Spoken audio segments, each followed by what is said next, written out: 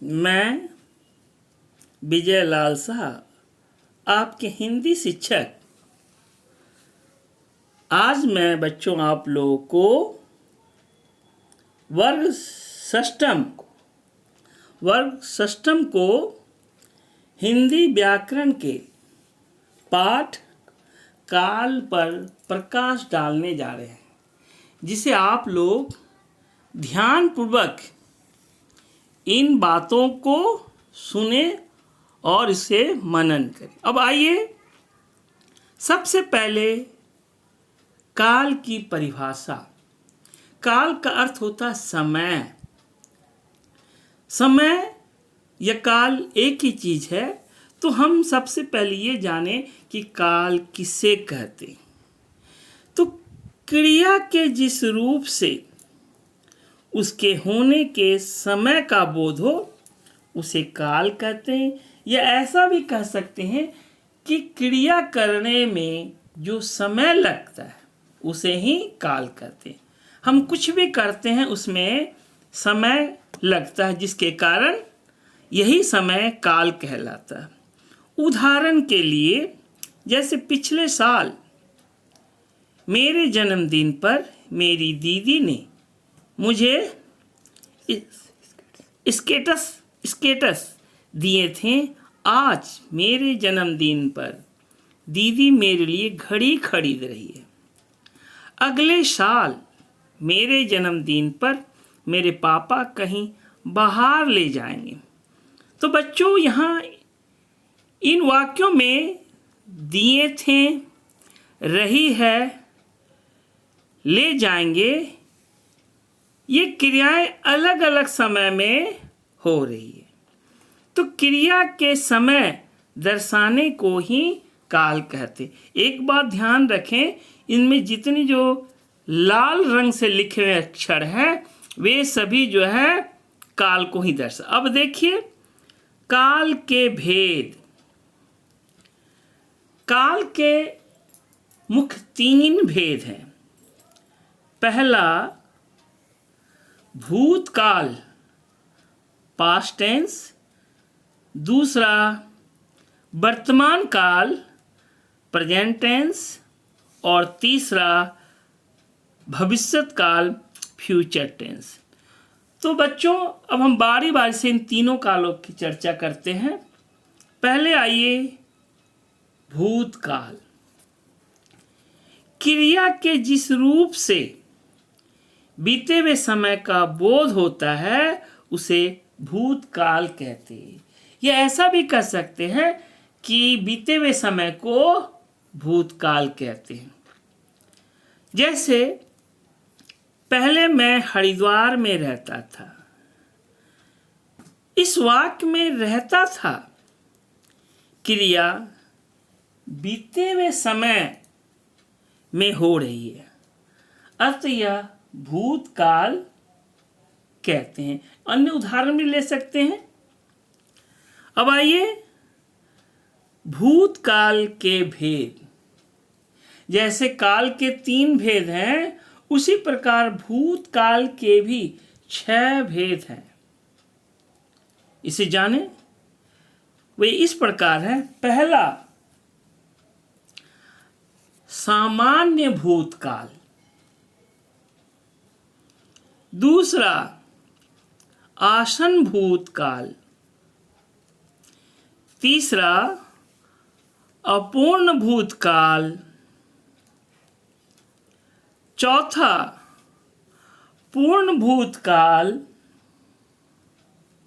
पांचवा संदिग्ध भूतकाल।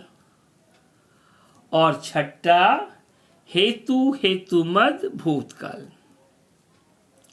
अब आइए बच्चों, इन सभी कालों को हम अलग अलग चर्चा करते हैं। सबसे पहले आइए सामान्य भूतकाल। सामान्य भूतकाल किसे कहते हैं?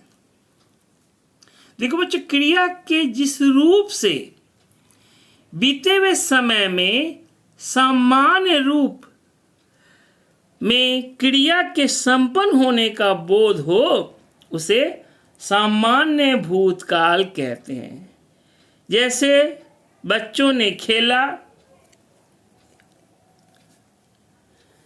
दूसरा आसन्न भूतकाल। क्रिया के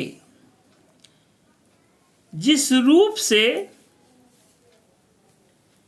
यह पता चले कि क्रिया भूतकाल में आरंभ होकर अभी अभी समाप्त हुई है, उस काल को आसन्न भूतकाल कहते हैं। जैसे माता जी अभी अभी बाजार गई है। इसमें कुछ विशेष है, जैसे कुछ विद्वान इस काल को पूर्ण वर्तमान काल मानते हैं, क्योंकि यह काल यह सूचित करता है कि कार्य भूतकाल में आरंभ हुआ और वर्तमान काल में अभी अभी पूरा हो गया है। अब आइए तीसरा, अपूर्ण भूतकाल। क्रिया के जिस रूप से यह पता चलता है कि क्रिया भूतकाल में हो रही थी, किंतु यह नहीं पता चलता है कि कार्य समाप्त हुआ है या नहीं, वह काल अपूर्ण भूतकाल कहलाता है। जैसे दादी सैर कर रही थी। अब आइए चौथा, पूर्ण भूतकाल। क्रिया के जिस रूप से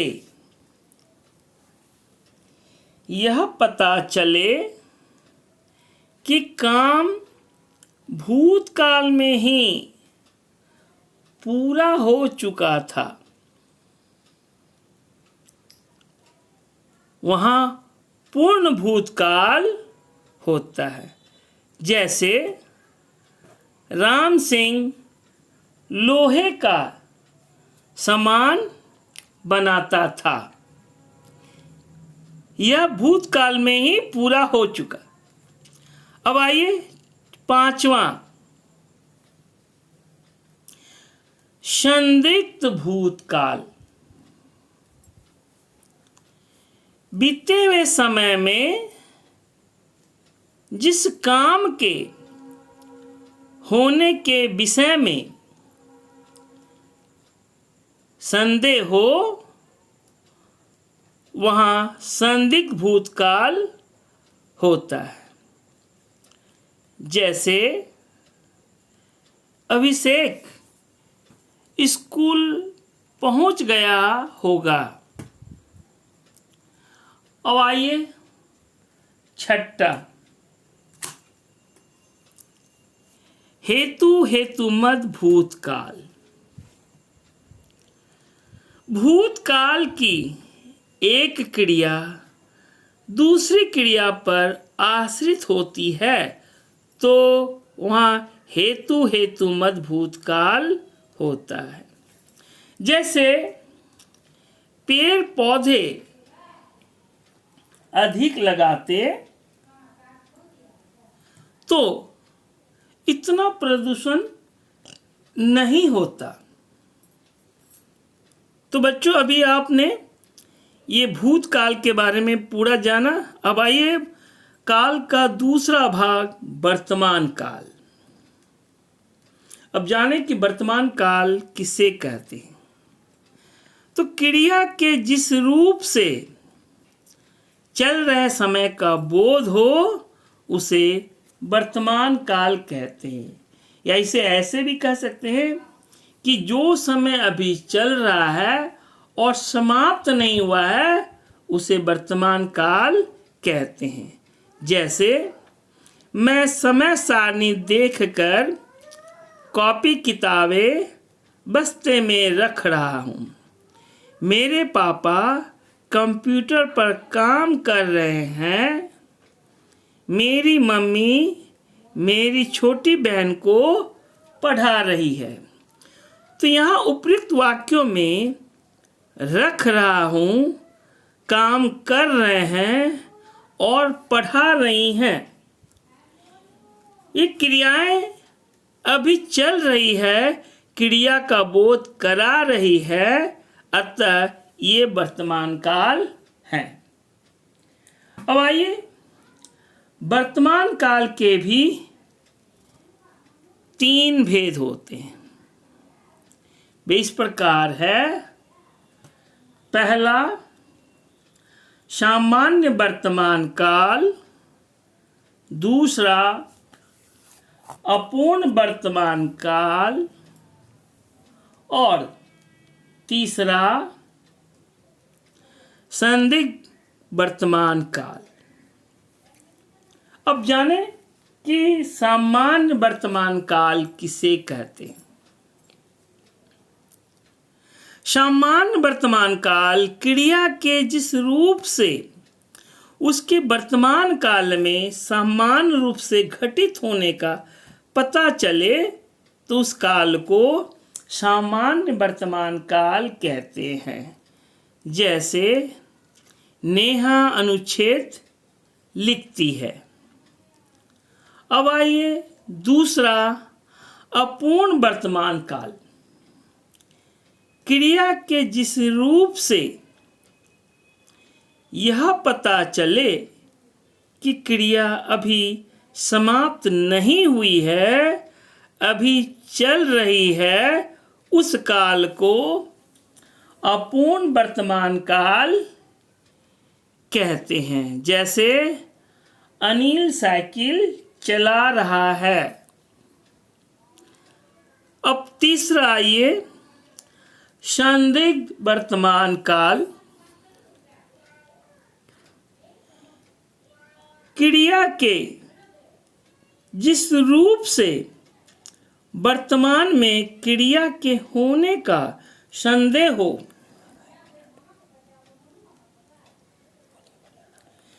उस काल को संदिग्ध वर्तमान काल कहते हैं। जैसे प्रधानमंत्री भाषण दे रहे होंगे। बच्चों, अब हो गया ये आपका वर्तमान काल। अब तीसरा भाग आइए, भविष्यत काल। अब तक मैंने आप लोग को भूतकाल, वर्तमान काल, अब तीसरा भाग है काल का, भविष्यत काल के बारे में बताने जा रहे हैं। तो सबसे पहले, क्रिया के जिस रूप से आने वाले समय का बोध हो उसे भविष्यत काल कहते हैं। जैसे मैं नए विश्वविद्यालय में प्रवेश लूंगा। इस वाक्य में लूंगा क्रिया आने वाले समय में होने का बोध करा रहा है, अतः यह भविष्यत काल है। भविष्यत काल के भेद। भविष्यत काल के भी 2 भेद हैं। पहला, सामान्य भविष्यत काल और दूसरा, संभाव्य भविष्यत काल। अब आइए, सामान्य भविष्यत काल किसे कहते हैं। क्रिया के जिस रूप से आने वाले समय में सामान्य रूप से क्रिया होने का बोध हो, उस काल को सामान्य भविष्यत काल कहते हैं।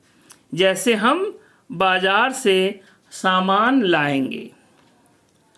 दूसरा, संभाव्य भविष्यत काल, जहाँ आने वाले समय में क्रिया के होने अथवा करने की संभावना का बोध हो, वहाँ संभाव्य भविष्यत काल होता है। उदाहरण के लिए, जैसे शायद कल मेहमान आएंगे। तो बच्चों, आज तक के लिए ही, फिर अगली कक्षा में हम अगले विषय पर चर्चा करेंगे। तब तक के लिए धन्यवाद।